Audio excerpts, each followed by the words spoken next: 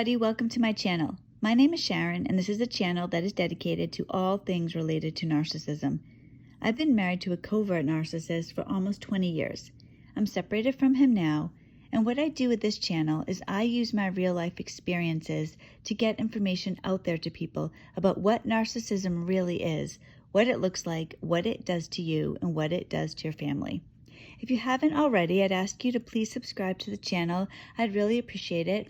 I make videos every Monday, Wednesday, and Friday on all things related to narcissism.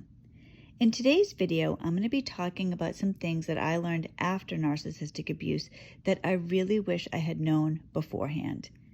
Recently, somebody that I love very much passed away, and I was talking to a friend of mine about it, and she said just this simple statement, but it was so profound. She said, "We grieve because we love."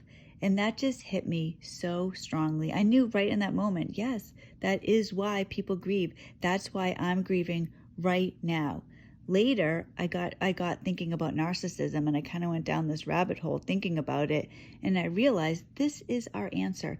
This is why we are so confused about how a narcissist reacts to the end of a relationship, how a narcissist can act like we don't matter. You could be in a relationship with somebody for 10, 20, 30 years, have children, a home, a life. Things are going well. You think things are going well. And then one day you're with a narcissist. The next day they're off living a new life without giving you a second thought. You're left standing, literally, with the shattered remains of your life all around you. You cannot believe it. You're in shock. A bomb went off in your life. The narcissist, though, is acting like you are a piece of furniture. You mean nothing. You're not comfortable to sit on anymore, so they'll just get rid of you, and now they're off with somebody else. And you cannot believe it. You cannot wrap your head around this type of trauma. It's horrible. That is why we suffer so tremendously. We watch videos like this. We read books. We try to understand because we're trying to make sense of something that you cannot make sense of. The reality, the truth, is that love is the only emotion that cannot be controlled. So we are left traumatized. The love that we feel is going haywire in our bodies, but the narcissist doesn't feel love. That is why they can move on like it never even happened. They really don't care. That is a difficult truth to accept, but truly, that is exactly what's going on. That is why they're acting the way that they are. That is why you cannot understand it, because most people do love. Most people do have feelings, not a narcissist. So that's going to bring me into the first thing that I wish I had known before I got involved with a narcissist. This is my worth. I wish I knew my own worth. I grew up in a narcissistic home. I grew up to marry a narcissist. So my entire life, I've never had an idea of my worth. It hasn't been until after my relationship with the narcissist ended, and I've been doing the work to try to get myself in a good place. Now I know my own value, but for the majority of my life, I didn't. And certainly when I met my husband, when I first met him, I gave him my worth. He got to decide my worth early in the relationship. We hadn't been dating for even 2 months when he already had my worth. My husband was in a fraternity in college, and so all his friends were fraternity friends. Those were his friends. So I had met a few of them early when we first started dating, and then I can't remember now if it was like month and a half. It was somewhere in that range. We went to a wedding, and this is where I met the rest of his friends. And so his friends were not used to seeing him with a girl. He had never had a girlfriend. I did find that very odd, but already then I was making up excuses. I mean, these aren't things that he said or other people said. I'm making this up in my own head. Oh, isn't that cute? He must be a late bloomer, or he must be so shy around girls. No, now I know that isn't what it was. The reason for this is because he was, even then at that time, hardcore drinker. His nickname in college was Norm, like from Cheers. He just wanted to sit at the bar and drink. That was what he did. This was my man. He was somebody that just only wanted to drink.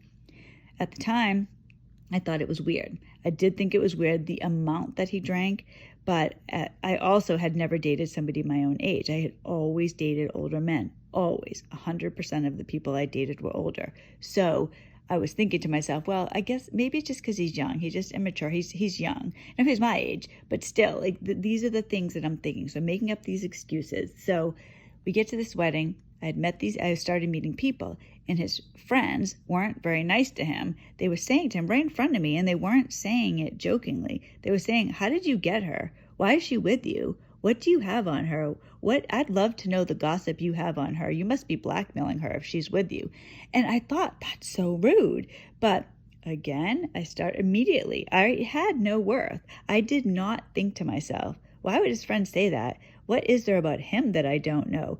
Maybe I should step back a little bit. Maybe I should take this a little bit slower and learn about this guy first. No, I went full steam ahead, and I thought to myself, well, this is great. His friends think that I'm attractive. His friends like me. This is fantastic. He's going to really want me now that his friends want me. This is where my mind was. I didn't have any of my own value. I wasn't thinking anything of myself. I wasn't trying to protect myself. I had already given him my worth. He decided everything. If somebody who does not have your best interests at heart holds your worth, you are going to have a miserable existence. The reality with a narcissist is that they live in a very black and white world. They live in the world where somebody has to be a winner and somebody has to be a loser. So you are not in a mutual relationship going through life together, conquering the world together. One of you is the winner, one of you is the loser. And I'm sure you can imagine that the narcissist is not going to be the loser. Therefore, you are the loser. And throughout the relationship, they are going to take you down peg by peg until you resemble nothing of yourself at the beginning of the relationship. So I wish I had known my own value. Another thing is I wish I knew that I could do hard things on my own. During the relationship, things got unendurable at certain points because I'm married to a narcissist. So he would give me silent treatments. He would charge up credit cards. I didn't realize this until a few years ago. He was a secret alcoholic. He was drinking at night in the car. He would had alcohol hidden all around the house. He was drinking heavily when I wasn't around. I didn't know this until he confessed it to me. So I went and I spoke to my pastor about this. I was very upset.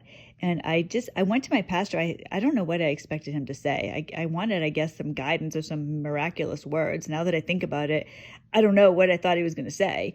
But what he did say shocked me. He said, it's all right if you divorce him. It's acceptable. The church will support you. God, it's all right with God. Somebody who's an alcoholic, you have every right to divorce. And at the time, I would have loved to have done that. But I didn't think, no, I could never do that. I did not think I could do something that hard on my own. That was just, no, I can't do it. I mean, he might as well have said to me, all right, Sharon, what you're going to need to do is build a giant skyscraper overnight. So in 12 hours, I want a giant skyscraper, fully functional, ready to go, ready to have, office, companies move into it tomorrow. I mean, it was crazy. No, I couldn't do that. Today, I do everything on my own. I raise the kids all alone. I take care of the house all alone. I bought a car all by myself last summer. I never thought I could do something like that. There'd be no way. A couple of years ago, that would have been impossible. It'd be like, all right, I'm climbing Mount Everest today. I didn't think I could do it. I'm telling you, truly, if I can do this, so can you. I want everybody to have hope that they can do these things. I am not a particularly strong person. I am not different than anybody else. You can do this too. The narcissist makes you feel, because they already hold your worth, they make you feel like you can't do anything. You are just helpless. You can do nothing without the narcissist. Lies, all of it. You absolutely can. When you have to do something, you find a way to get it done.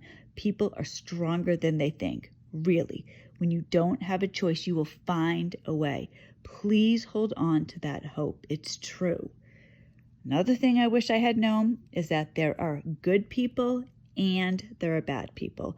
There are people in this world that are so good, so kind, so generous, so giving, people that will really do things for you. I know some of these people. When I was with my husband, he isolated me. He did what a lot of abusive people do. He kept me all to himself. He made it so that I was an adult woman. I didn't have one friend of my own. Since we've split up in December of 2019, I've made many friends, and it's all because I am not encumbered by the narcissist.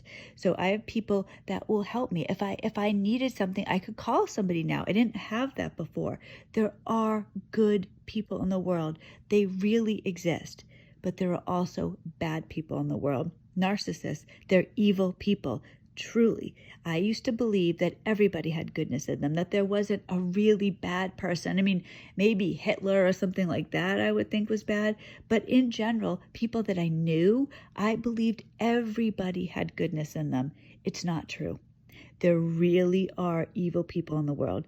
A narcissist does not have any goodness in them. Remember from the beginning of the video, they don't have a heart. They don't feel love. You have to feel love to be good to anybody, to have anything positive to give to the world. If you are lacking that, you are going to be a dark person. You're going to be selfish. You're never going to put anybody first. You're going to be a bad person. There are bad people. My own husband, he is a bad person. He has nothing to do with his own kids. It's very difficult for me to accept that. This is what a bad person looks like. This is what it is. There's no redeeming quality. So there are good people and there are bad people. Another thing that's so important that I wish I had known is that you can live without him. You can. I did not think that I would be able to live without my husband. I just didn't. There have been 2 people in my life that I love, that I have loved, and I don't live with either of them, and I'm still alive. You can be too. You're not going to die without the narcissist. You might think you're going to die without the narcissist, but truly, you can survive. You will keep breathing. You will find a way. You will move forward. I wish I had known that, because I could have made different decisions. By the time I was with my husband, by the time I was with him for a while, I really thought, this is it. Other people might be able to get out of these relationships, but not me. I just can't. I can't do it. It's not true. I did it. I know I still have to go through the divorce, but I'm not with him anymore. I haven't been with him for a long time. I feel completely different about him than I used to. You absolutely can live without him. Another thing that I wish that I had known is that you cannot make somebody do something they don't want to do. Now, it's not like I tried to control people, but I really believed that when there was something that was obvious, that people would do it. That when it was the obvious right thing to do, that people would do it. So when it comes to my husband, this man lives in his car. All right, he'll complain about living in his car. He tells me that he wants to come back to the house. This is what he wants. So I say the most common sense things to him. I was like, you got to get your life together. You know, if you want to get out of your car, you need to start making better decisions. If you want to have a relationship, any relationship with me, any relationship with the kids, you can't just sit there and ignore us. You have to do things. This is what you have to do, and then I'll lay out things that he should do, things that you do not need to be a genius to figure this out. And it's obvious. I mean, he just does not understand this. He doesn't want to do it. He only wants to do things his way. That's it. And I'm trying not to get into too many personal things related to him. I do get into personal things with me, but not so with him. So I'm being somewhat vague, but there are obvious things that he could do. He refuses to do it. So you cannot make somebody do anything that they don't want to do. Not one thing. It's a hard thing to accept when things are obvious, but truly, I mean, it really is along the lines of, I need to get some milk. All right, why don't you get in the car and go to the store and get the milk? Well, I really need to get that milk. I know. So why don't you get in the car and go get the milk? Are you going to go get the milk? Hello? You said you needed that milk. I mean, this is the type of conversation I'll have with him. He will not do something. It can only be his way. That's it. Only his way. He will only do things the way that he wants to do it. It doesn't matter how common sense something is. It doesn't matter. He will refuse. I mean, it is like, I've used this example with him before. It'd be like if somebody is starving. I said to him, like, you're like a starving person that has a sandwich in front of them and won't eat. You refuse. The most stubborn person in the world. That's narcissism. You can't make somebody do something they don't want to do. It's difficult to accept when something's very obvious, but this really is the truth.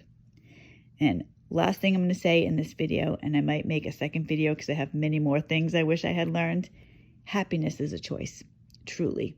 I know that doesn't make sense sometimes because you think to yourself, well, I'd be happy if the narcissist did this, or if this worked out in my life, or if that worked out in my life. But that's like if you go back to my husband, when I said you can't make somebody do something that they don't want to do. Happiness is a choice. I know you might not be able to wake up today and say, all right, today's the day I'm going to be happy, but you can start your path to happiness. You have the power to make yourself happy. Nobody else does. Other people can make you happy momentarily or enhance your happiness, but true happiness comes from within, and it really is a choice. It is very difficult, as all of you know, going through narcissistic abuse. Every day I have a smile on my face, and I am determined to get through the day and have the best day that I can. Not every day works out well. I'm still in the middle of the abuse. I know a lot of you are too. I just want to give you encouragement. Really, your attitude makes such a difference in how you go about your day, what happens to you with your day. I've been able to meet such good people. I have good people in my life now, and it's because of my attitude. If I was always nasty, or if I just acted the way that I feel, nobody would want to be around me.